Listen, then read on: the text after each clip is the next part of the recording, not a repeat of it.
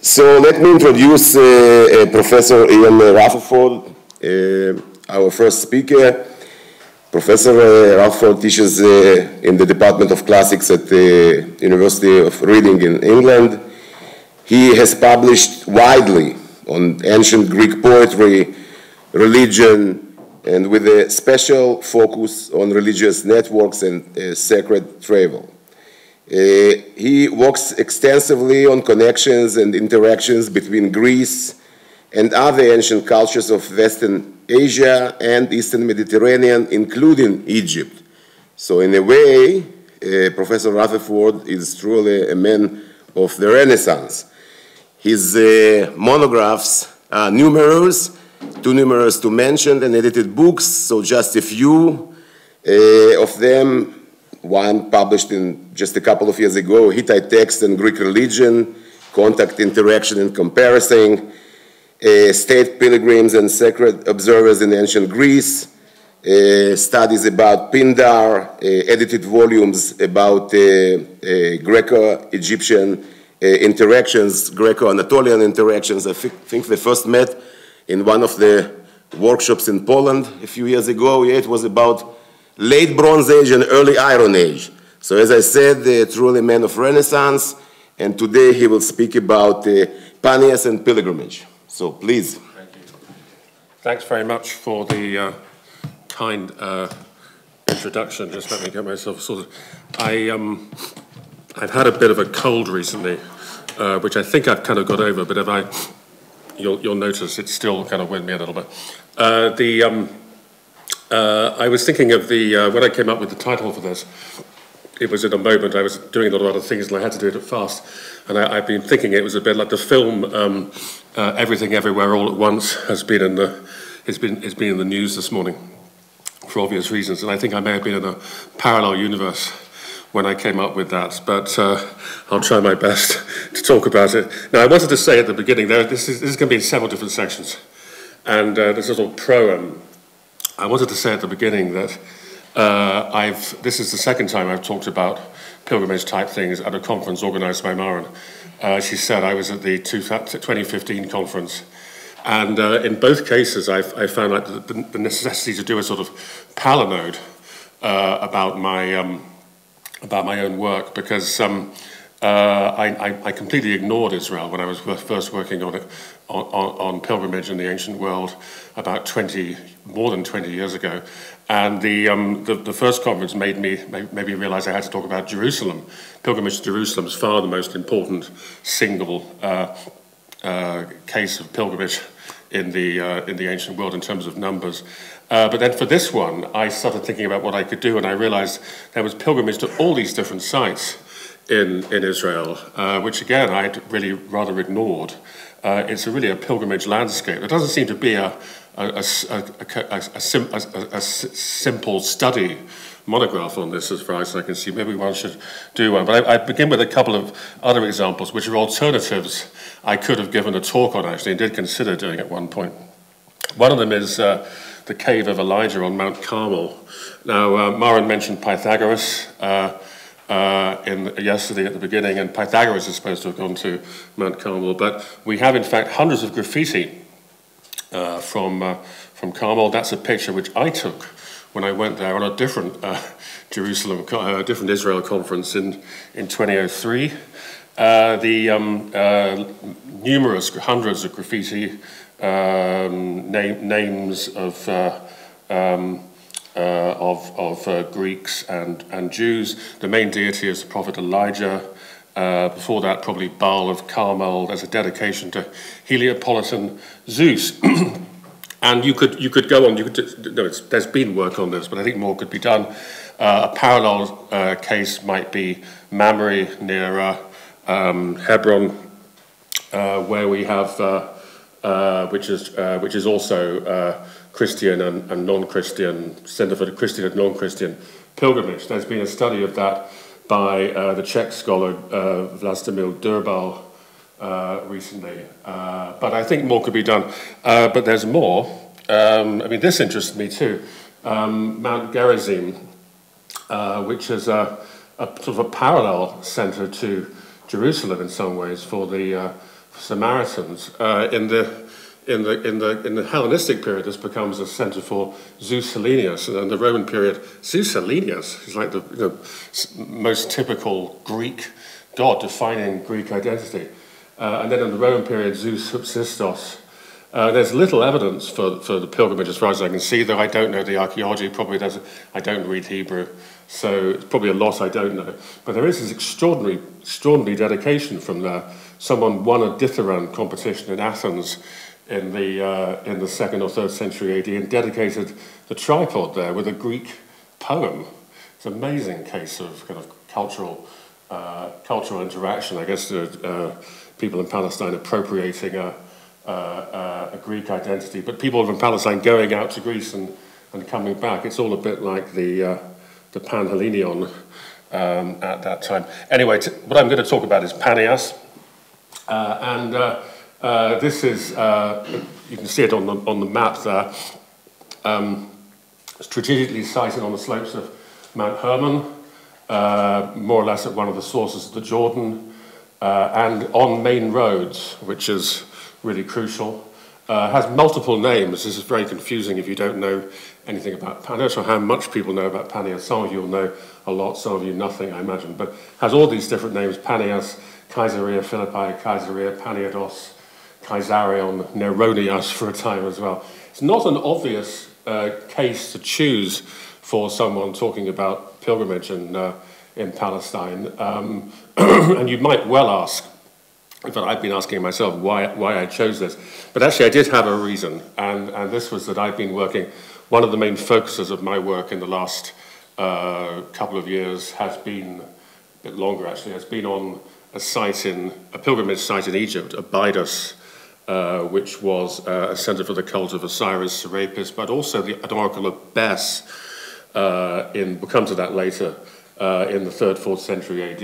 And there's one particular visitor there, a pilgrim, who comes from Panias. So I wanted to explore the background of this. I'll be doing that toward the end if there's time. So I wanted to say, to begin with, that I couldn't have done any of this but for rapid reading of various important works on the subject which have come out in the last 20 years, most of it. And John Wilson's Caesarea Philippi book, wonderful. Really a masterpiece.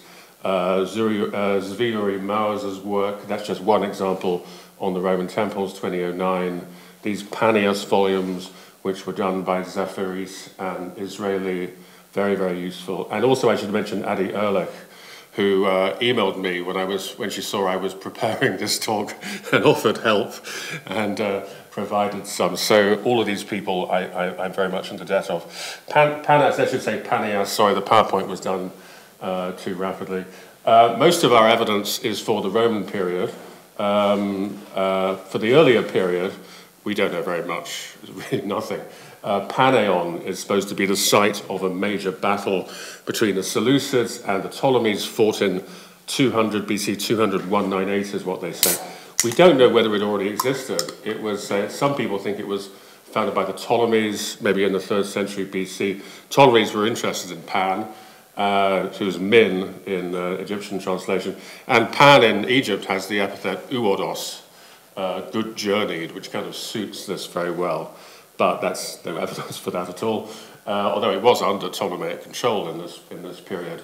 It's also possible it was named after Pan's imagined participation in the battle. Pan appears and causes panic in the enemy army, and so on. One question is whether there was an underlying Syrian or local god. No evidence about that either, really. But it's worth mentioning that this is a new thing, actually, which some of you may, even people who know about this, may not know. There's a sacred law which got people in Greek religion very interested, published from Marmarini, not Marmarini, published 2015, I think. Great long law, it's sort of several hundred lines, 150 or 200 lines long, from Marmarini near Larissa in Thessaly, dated 250, 150 BC. And this has a lot of Near Eastern religious content, and it mentions the Syrian Pan and gives these regulations that look Near Eastern. And the Syrian name is actually given, but of course it's in a bit of the inscription that's kind of a bit damaged, so they can't quite read it. It may begin with N. And Sebastian Zerhock has suggested in this ZPE article that the name of the god might be Nergal. Well, it could be actually, but that's kind of irrelevant. But he also thinks that the reference in the inscription could be to Panias, because Pan isn't attested anywhere else in Syria. So that would imply, if it's right, that the cult's not just established but internationally recognized earlier than most people think, which would be it's really an important thing, but impossible to prove, but worth mentioning.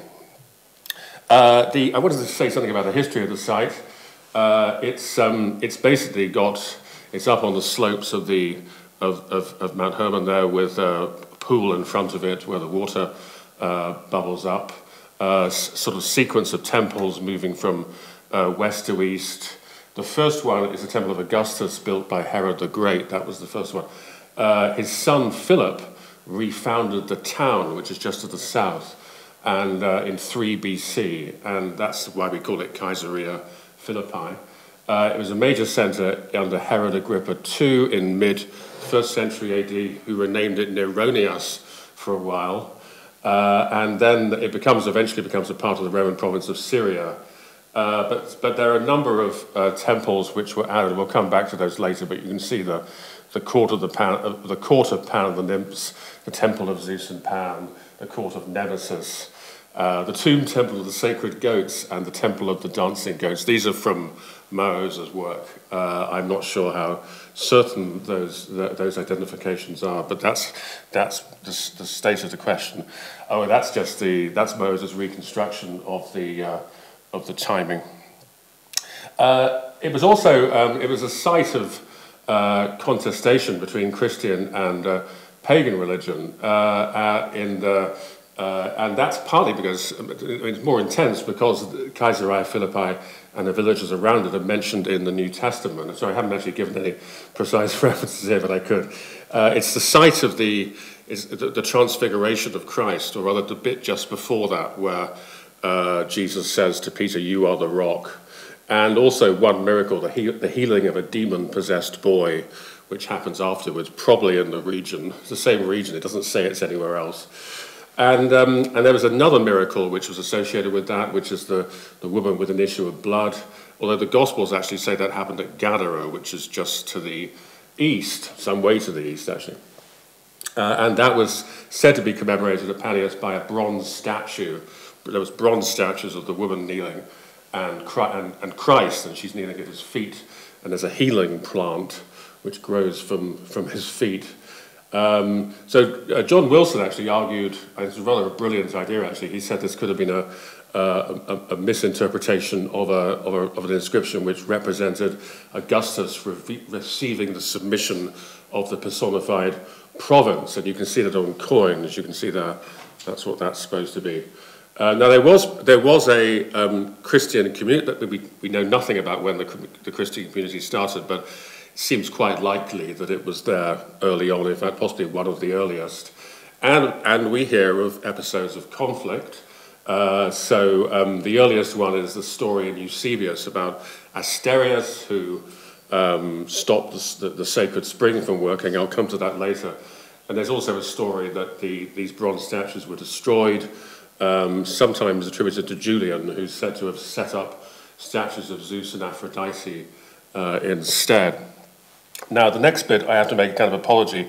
There's also Jewish religion at Panias, and for me to try to talk about Jewish religion here would be like, you know, proverbially bringing coals to Newcastle, because this isn't my field at all, but it's part of the picture, and I'm noticing also the timing. It's less clear, but in general, because of course it's quite late in terms of Jewish tradition, but the whole region, the north at Mount Hermon was significant. It included Dan, Tel Dan, and this being on the boundary seems to be of significance. And also in I read in the apocryphal book of Enoch, this was said to be the area for where Enoch ascended to heaven, which kind of recalls the transfiguration of Christ, actually. So there is a PowerPoint to fill out there, but I haven't got to it, but I'm taking account of it. Religious life at Panias. We have evidence is literature, epigraphy, numismatics, archaeology, of course, and you can see we can just see aspects of it.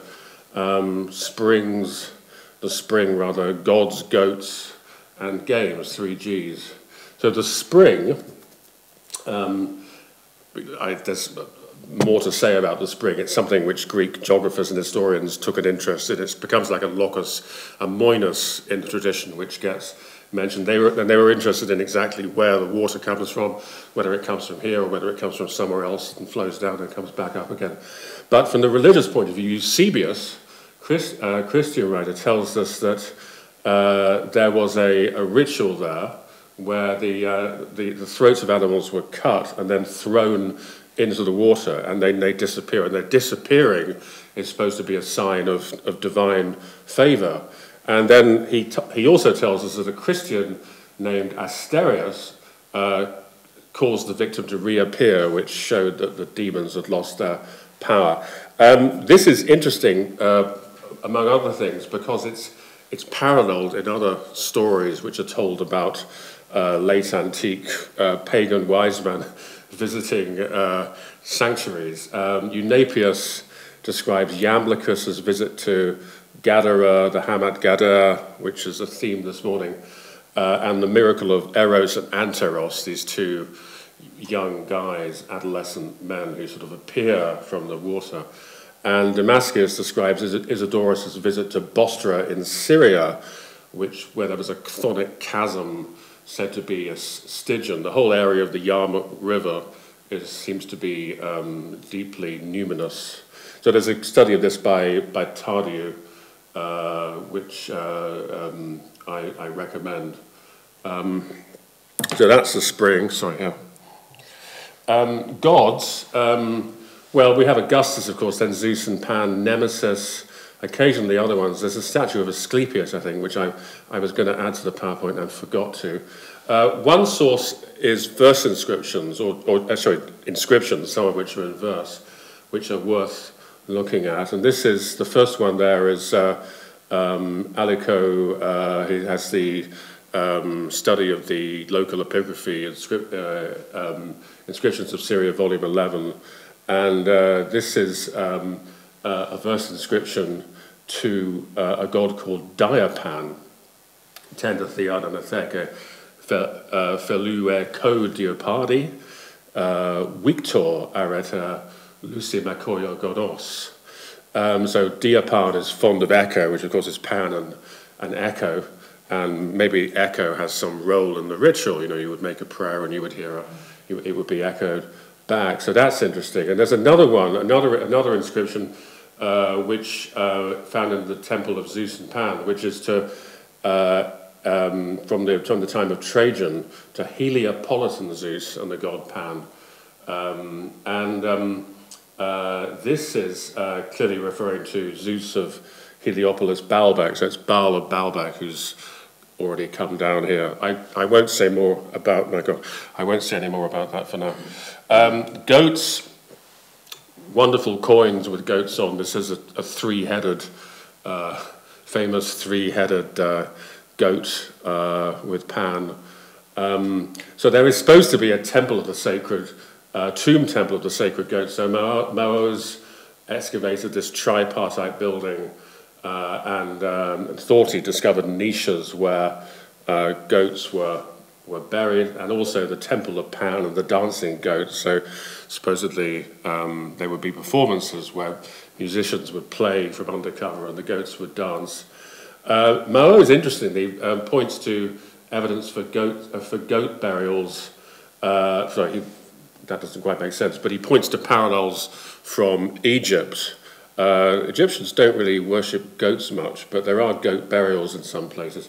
So he thought that maybe there'd been some influence from Egypt, which of course it makes sense since this was under Ptolemaic control, but it could have also been Roman. I'm not sure about all this, but this is what the literature says. The Paneia festival. I didn't say much about this because there was going to be. I thought there was going to be a talk about festivals at the conference, but there are records in the Roman period. There was a Paneia festival at Panias, and we know this not from any inscriptions there, but from ones found in other places. Aphrodisias, you can read it, Laodicea in Syria, on the sea from Didyma, so it's a number of little victors who were travelling around on the international Mediterranean athletic circuit, and they had won victories at Panias. And it's not the only Paneia festival. There's one on Hellenistic Delos already, but from the Roman period, there's also one in Panopolis, the city of Pan, Akhmin, in Egypt, which is also 3rd century AD. That one's linked to the Greek hero Perseus, which is an amazing kind of reconstruction because Herodotus links Akhmin with Perseus, and they've clearly recreated this tradition in the 3rd century AD. So that's part of it as well. We don't know, there may have been a Paneia festival earlier on as well, we just don't have any evidence for that. Now I wanted to come to pilgrimage. This is what I said I would talk about. Now there was of course Christian pilgrimage. There's of course no time to talk about that at any length, but the sources for this, I wanted to say they're very easily available in John Wilson has an appendix in one of the Paneas volumes, which is very good actually, very nicely done. They include, someone from the British Isles feels included in this because the earliest pilgrimage account I think is by Andaman, who was bishop on the Isle of Iona, and he recorded the pilgrimage of Arculfus in the Holy Land. And then this one, the pilgrimage of Saint Willibald, and this was recorded by the Anglo-Saxon nun Heigerberg in a work called the Hodoi Poricon of Saint Willibald, which is, and you can see he goes to that place where two fountains spring out of the earth, the yaw and the down, and then they fuse together to make Jordan. So this is clearly a reference to the area. Heigerberg actually is said to be she's the first English woman writer known, according to Wikipedia, so that's of some interest. Earlier pilgrimage, pagan pilgrimage, I wanted to add a sort of definition, but I have nothing to say really. I don't really care much about the word pilgrimage. I mean, I'm really talking about sacred travel.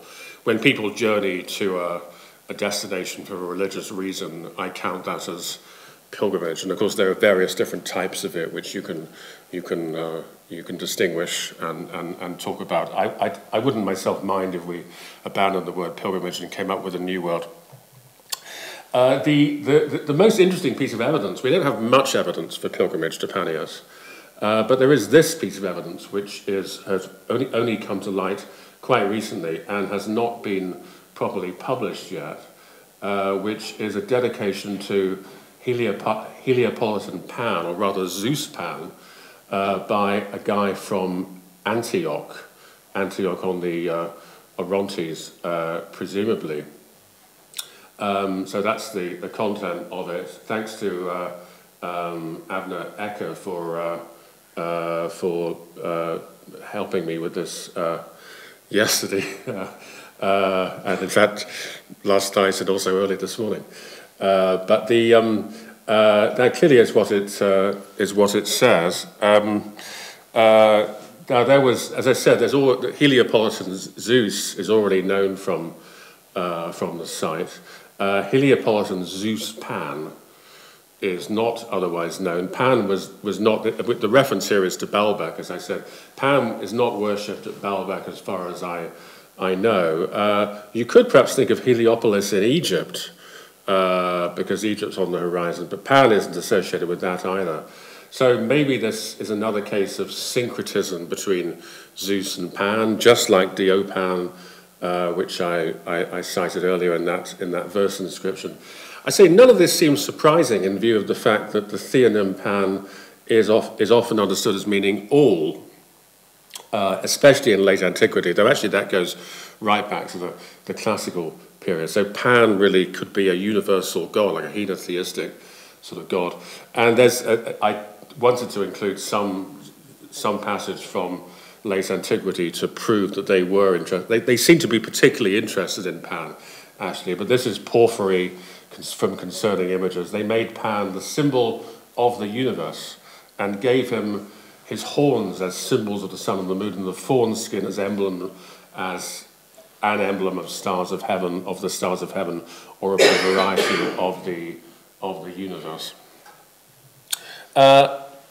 Pots are also said to be evidence for pilgrimage. This is very difficult to know what to do with material culture, but there's a paper, the best published survey of this seems to be by Andrea Berlin from 1999, and she points out that the number of there are a large number of dedications of bowls, and particularly of lamps, from the Roman period, so 3rd to 5th century AD, really a large number of them.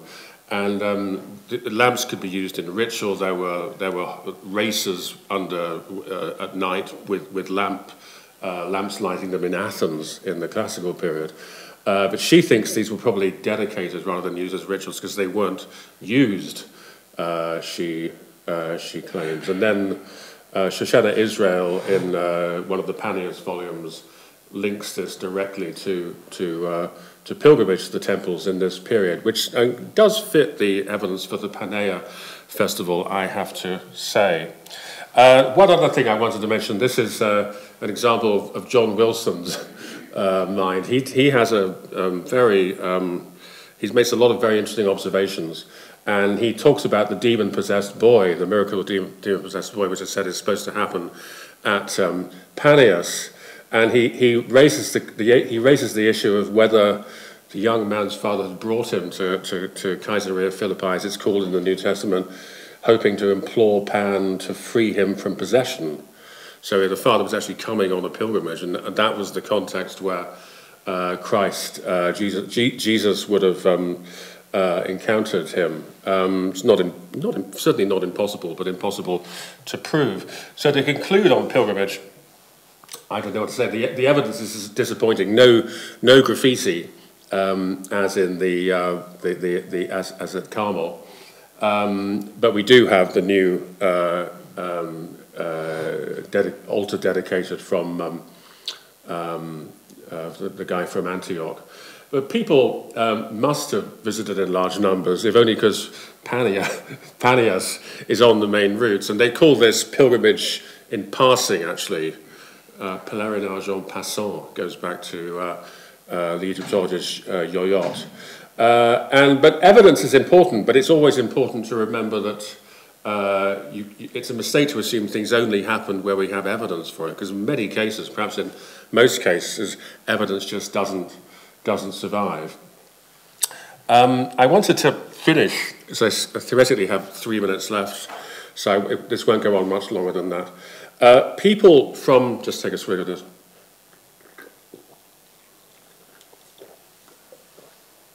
People from Panias travelled to Egypt as well, which I think is very interesting.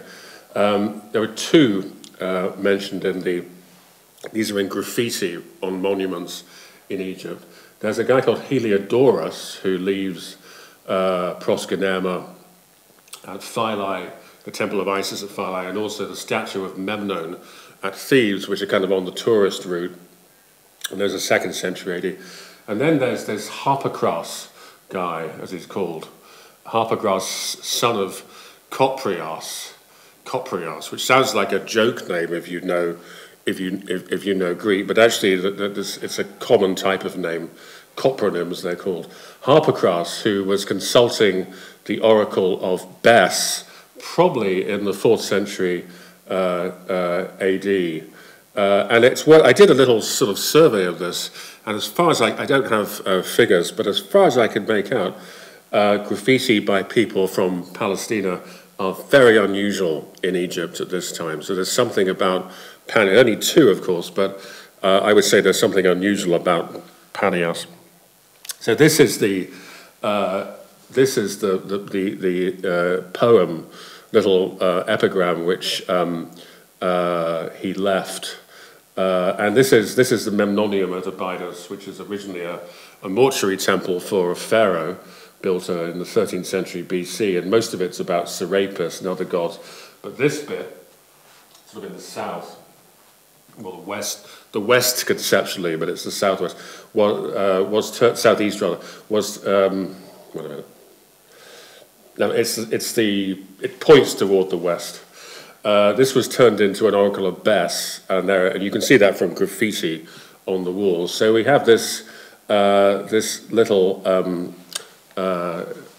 poem. Here I slept and saw true dreams. Harpocras, dweller in holy Panias, a priest, dear child of the priest Copreas, and for Bes, whose voice is universal, gratitude is not small. So this is a priest of Panias abroad.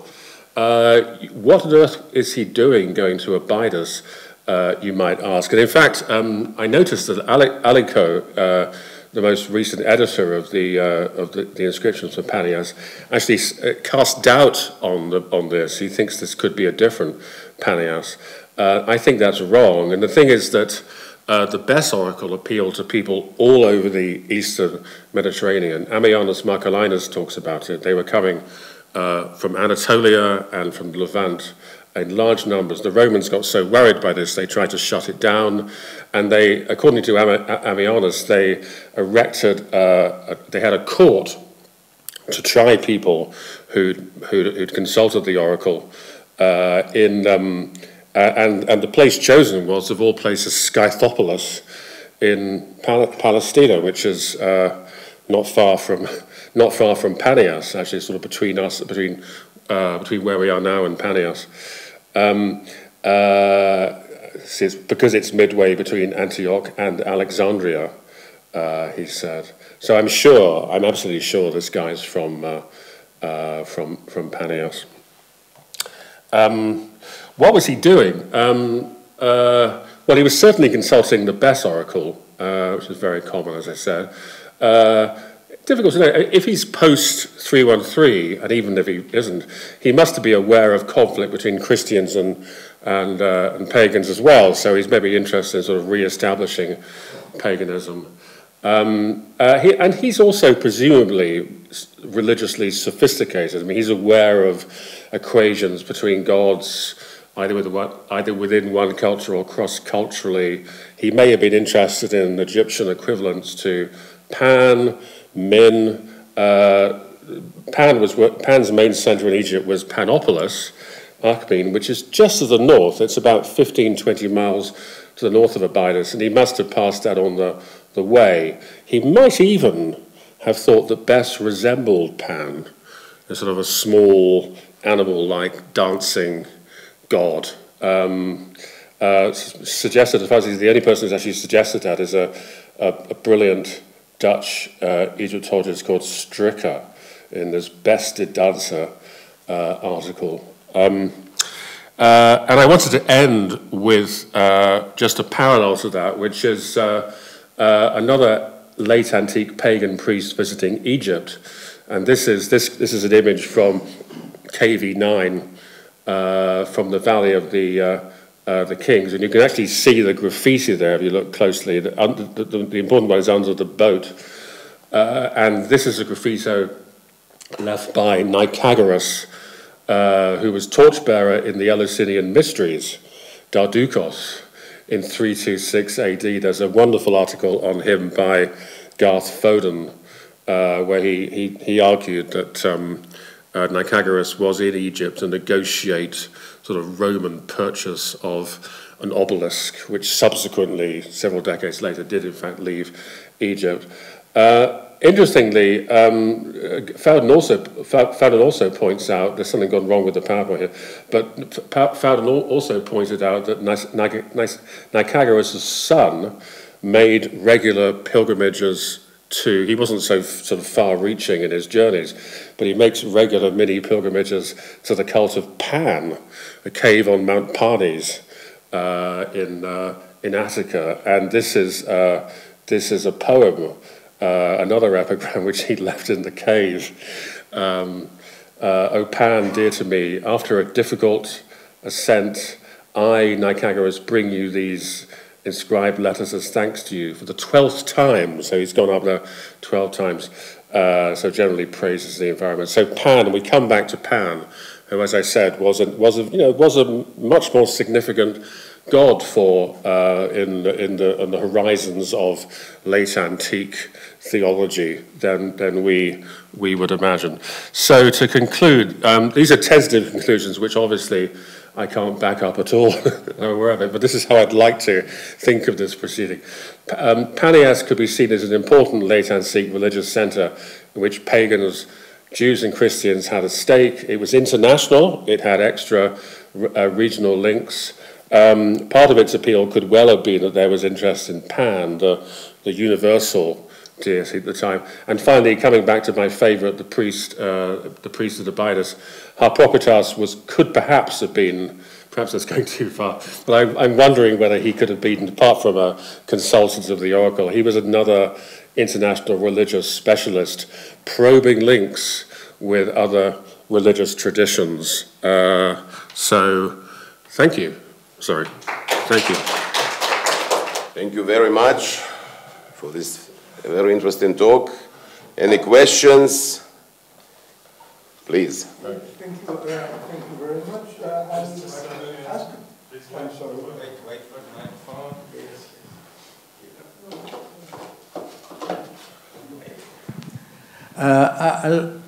I'll ask a question where you ended. You ended with Panias Yeah. as a place of pilgrimage from both Christians, Jews, and pagans. The same is true, as you mentioned earlier in your talk, about Mamre near Hebron. I remember about Mamre, Theodoret, I think, in the 5th century, describing how people come, Arabs, Jews, Edomites, come from many different places, and of course Constantine is upset and ends this. Do we have in Palestine or elsewhere similar places of joint pilgrimage from different religions, a kind of festival, whatever, people coming together once a year to meet and to have a kind of fest? That's the question. I mean, is it well known? Different groups coming together. Well, I'd be very interested in that myself. I think at this period, Mamre is the best example. But I haven't got Mamre's fresh in my mind, though I have read Durbal's article. There are some other people who have worked on that too. I think that's the best example. As I suggested, the Elijah Cave possibly has different groups going there as well. Some interpreting it as Elijah, and some interpreting it as Zeus or Baal. So that's all I can do off the top of my head. But I'm sure there must be others, yes. I mean, generally, that's a very interesting aspect of pilgrimage, and we find such shrines in different areas. Yes, I mean, you find them. Sorry, it's an invitation to waffle, but I was working on, Delos recently, for example, which has numerous groups visiting, and most of them seeing Apollo there, but many of them actually bringing their own deities and establishing them there. So this happens all over the ancient Mediterranean, I'm sure. Hasn't been researched enough. Ian, thanks very much. Could I ask you a question about Pan? Yeah. Because there aren't really very many temples of Pan. Yeah, exactly. It's extremely rare. Yeah. Of course, there's the famous one in Attica, which is a cave, not a temple, after all. And I couldn't actually think of another temple of Pan. Yeah. And so I'm wondering a little bit about the association when you say, of course, the archaeologists have called it, Pan of the dancing goats. There's no textual evidence for any name of this. It's just a temple of Pan, right? And so it has an image of dancing goats, but that's it. Yeah. But we know nothing at all, I take it, about what the cult actually was. No. So the question of what would a pilgrimage look like to a god who doesn't have temples elsewhere, and we don't know, I mean, what makes you think anybody went there at all, apart from the fact it's on a road? No, that's true. It's on the road. It's not, I mean, it's not Delos, which is a famous pilgrimage site from the beginning of time, as it were, and it's not. Yeah. There's no obvious religious association with. I mean, what is it to worship Pan? Even? Well, he is worshipped. They say fertility, and the sources they'll always say the archaeologists will say fertility, which, like ritual object, means they don't know, right? Fertility is the last resort. I mean, to some extent, I completely, it's well taken. I can see that point of view. I didn't present the evidence from Panias maybe quite right. I mean, for one thing, there's the centre for the worship of Pan was in fact a cave, which you can see behind the. It was possibly I didn't mention it, and the thought is that there was a statue of Pan in there. That would be Diopan, but there's also a temple. The inscription to Zeus Heliopolites and Pan is thought to be associated with the second temple along. So maybe he's worshipped with Zeus, which makes a slightly different category. But this would be an exception, and you certainly do have a cult of Pan in Egypt, where the Greeks identify Pan with Achaemen, with Min. So this is another, it's outside the primary field of Greek religion. Things have been done differently. There's also an epigram of sort of random thoughts. So there's an epigram of Meleager, which is mentioned in the literature, and I think Meleager came from Gadara, which isn't very far away, and he wrote an epigram about Pan being worshipped in the city, which he said precisely is unusual because you're usually worshipped in the countryside. People have sometimes wondered whether to associate that with Panias. If so, it would be much earlier than some of the other evidence. But yeah. But as to the pilgrimage, well, we do have this guy coming from Antioch, as I said, and that's it really. I mean, it's probably was visited. It's so easy to visit it. Probably was, but it's a paradox of the evidence that we don't have any evidence, but it's the sort of place that could have been visited, certainly. Last question.